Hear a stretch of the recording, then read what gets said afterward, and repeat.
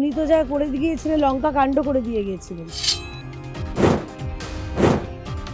উনি এখন প্রাক্তন মুখ্যমন্ত্রী, অনেক সময় ওনার হাতে, এগুলো করুন। আর কোন চোর, কে ডাকাত, আগে আপনি নিজের ভাইপোকে জিজ্ঞেস করুন, উত্তরটা পেয়ে যাবেন। ২১শে জুলাইয়ের মঞ্চে তৃণমূল নেত্রী মমতা বন্দ্যোপাধ্যায় একাধিকভাবে রাজ্য সরকারকে আক্রমণ করেছেন এবং সেই বিষয় নিয়ে আমরা কথা বলবো বিজেপির মুখপাত্র কেয়া ঘোষের সঙ্গে। আমরা ২১শে জুলাইয়ের মঞ্চে দেখলাম যে তৃণমূল নেত্রী মমতা বন্দ্যোপাধ্যায় একাধিক মন্তব্য করলেন রাজ্য সরকারকে নিয়ে এবং তিনি বললেন যে এই সরকার লবণঙ্কা সরকার। কি বলবেন? হ্যাঁ, তাই তো। উনি তো যা করে গিয়েছিলেন, লঙ্কা কাণ্ড করে দিয়ে গিয়েছিলেন। মানে আমি কোন মঞ্চের কথা বলছি বুঝতে পারছি না।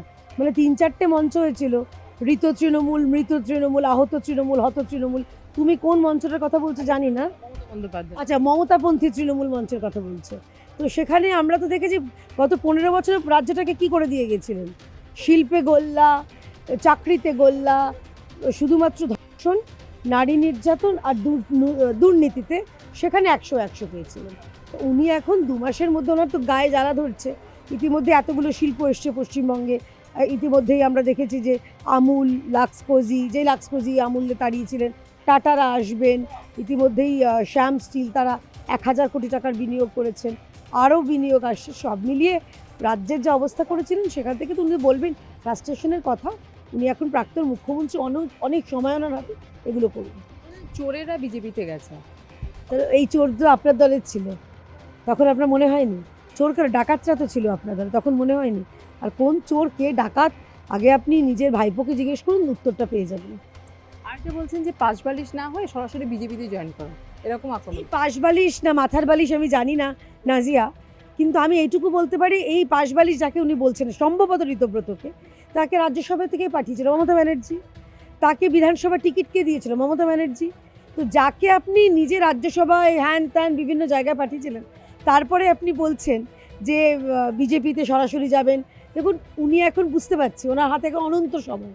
উনি এখন কখনো এই এই উকিল খেলছেন, কখনো তিনি চলে যাবেন বলছেন আরশোলাদের কাছে। তো ওনার এখন অনেক সময়, মানুষের যখন ফ্রি সময় থাকে, ওই বলে না খালি মাথা কার একটা মস্তিষ্ক, সেরকম অবস্থা ওনার। দিদি, তসলিমা নাসরিন আসছেন ১লা আগস্ট এবং আমরা দেখেছিলাম ২০০৭ সালে যে ঘটনা ঘটেছিল, তারপরে আর কিন্তু বিগত রাজ্য সরকার বামফ্রন্ট আমলে তিনি চলে গেছেন এবং বিগত রাজ্য সরকার যিনি ছিলেন তৃণমূল সরকার, তারাও কিন্তু আর আনেননি, কিন্তু এবার আসছে। বিতর্ক উঠছে এবং তার আশাকে অনেকে স্বাগত জানাচ্ছেন। কি বলবেন? যারা স্বাগত জানাচ্ছেন তারা সুস্থ মস্তিষ্কের মানুষ। শুধুমাত্র একটা উজুর তুলে, ধর্মীয় একটা জিগির তুলে একটা মানুষকে, এরকম একটা বড় সাহিত্যিককে সরিয়ে দেওয়া, এইটা কোনো রকম কথা হতে পারে না। এইটা একেবারেই খুব বাজে জিনিস। এবং তিনি আসছেন পশ্চিমবঙ্গে, স্বাগত। আমরা শিল্প সংস্কৃতিকে মানি এবং যারা নিজেদের বাঙালি নিয়ে এত কথা বলেন, তাদের উদ্দেশ্যেও বলছি যে বাংলা, পশ্চিমবঙ্গ সংস্কৃতির আবার পীঠস্থান হয়ে উঠবে। শুধুমাত্র নির্লজ্জ তোষণকারীর পীঠস্থান থাকবে না। আমাদের এক অংশের বক্তব্য যে তসলিমা নাসরিন মুক্ত চিন্তাধারার অবশ্যই, এবং তিনি মৌলবাদীদের বিরুদ্ধে কথা বলেন, কিন্তু তাদের বক্তব্য শুধুমাত্র মুসলিম মৌলবাদী নয়, হিন্দু মৌলবাদীদের বিরুদ্ধে কথা বলেন তিনি, এমনটাও তাদের বক্তব্য। সেটা উনি কি বলবেন, ওনাকে জিজ্ঞেস করুন না। আপনার পুজো পৌঁছে যাক বিশ্বের দরবারে। প্রতি বছরের মতো এবারও আর+ নিউজ নিয়ে এলো শারদাঞ্জলির সেরা সম্মান 2026। অংশ নিতে সকাল 10টা থেকে সন্ধে 6টার মধ্যে সরাসরি যোগাযোগ করুন আমাদের অফিসে অথবা কল করুন 9836323248 এই নম্বরে। শারদাঞ্জলি শুধুমাত্র আর+ নিউজে। এটার উত্তর তো আমি দিতে পারি না, আমি তো তাসলিমা নাসরিন নই। উনি শিক্ষিত সাহিত্যিক মানুষ।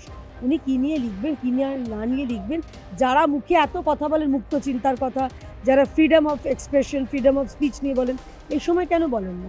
এদের দ্বিচারিতা আমরা জানি, তো এটা নিয়ে কোনো মন্তব্য না করলেও হবে। দেখা যাচ্ছে যে একের পর এক শিল্প আসছে। আজকেও আপনি যে মেলাতে এসেছেন সেটা হচ্ছে গার্মেন্টস এক্সপো, এবং সেখানেও দেখা যাচ্ছে যে জামা কাপড়, সেটাও এক ধরনের শিল্প। কি বলবেন? এখানে যে আমি যে এসছি, এটা কলকাতার অন্যতম বড় একটা গার্মেন্ট এক্সপো। এবং এখানে খানিকক্ষণ আগে আমাদের ভারত সরকারের, পশ্চিমবঙ্গ সরকারের মাননীয় অর্থমন্ত্রী এসেছিলেন, স্বপন দাশগুপ্ত মহাশয় এসেছিলেন, শিল্পমন্ত্রীর আসার কথা আছে। এবং এটা হচ্ছে ওই গার্ডেন রিচ অঞ্চলের যারা অসংগঠিত ক্ষেত্রে, তাদের আপনি পুরো রাস্তাটাই দেখবেন। আমি তো স্বাগত জানাচ্ছি যারা সবাই মিলে এরকম একটা বড় একটা অনুষ্ঠান করছেন। এবং এই বাংলাদেশের ঘটনার পরে বাংলাদেশে যে জামা কাপড় গার্মেন্টস যেটা এত তারা এক্সপোর্ট করে, আমি চাই এটা পশ্চিমবঙ্গে হোক, ভারতবর্ষের পশ্চিমবঙ্গে হোক। যারা গার্মেন্টস এক্সপোর্টার তারা পশ্চিমবঙ্গে থেকে তাকাক, এবং পরবর্তীকালে নিশ্চয়ই মাননীয় মুখ্যমন্ত্রীও এদের পাশে থাকবেন, এদের সঙ্গে থাকবেন, এবং এই মানে জামা কাপড় গার্মেন্টস সেক্টরটাকে কীভাবে সংগঠিত করে আরও বেশি মানুষের কাছে বার্তাটা পৌঁছে দেওয়া যায়, এটাও আশা করছি পশ্চিমবঙ্গ সরকারই দেখবে। স্টল হয়েছে সবই কি পশ্চিমবঙ্গে না পশ্চিমবঙ্গের বাইরের স্টল? সমস্ত পশ্চিমবঙ্গের স্টল। আমার মানে বাংলার লোকেরা, বাঙালিরা, তারা একদম আন্তর্জাতিক মানের গার্মেন্টস তৈরি করেন, এবং তারা পরবর্তীকালে শুধু দেশ নয়, দেশের গণ্ডি ছাপিয়ে বিদেশেও পৌঁছে দেন।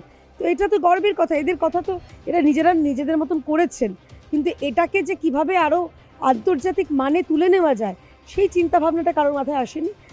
বর্তমান পশ্চিমবঙ্গ সরকার এদের পাশে থাকবে এবং সর্বতোভাবে এদের সাহায্য করবে।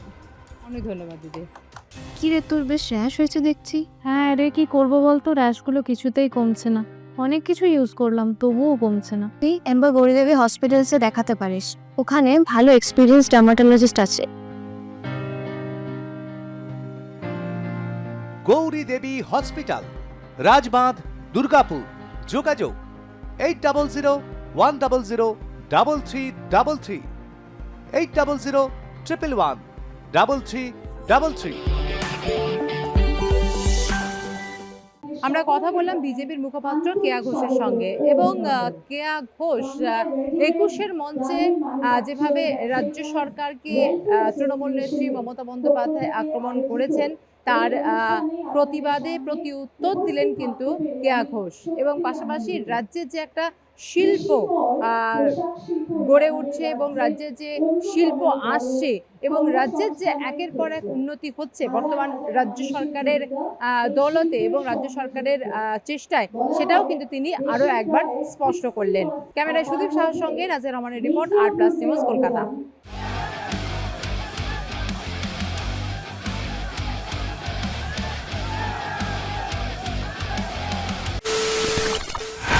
খবরের নামে প্রতিদিন সন্ধে আপনার ড্রয়িং রুমে কি শুধুই চিৎকার চেঁচামেচি ধেয়ে আসে? বিতর্কের নামে চলে গালাগালি আর কাদা ছোড়াছুড়ি।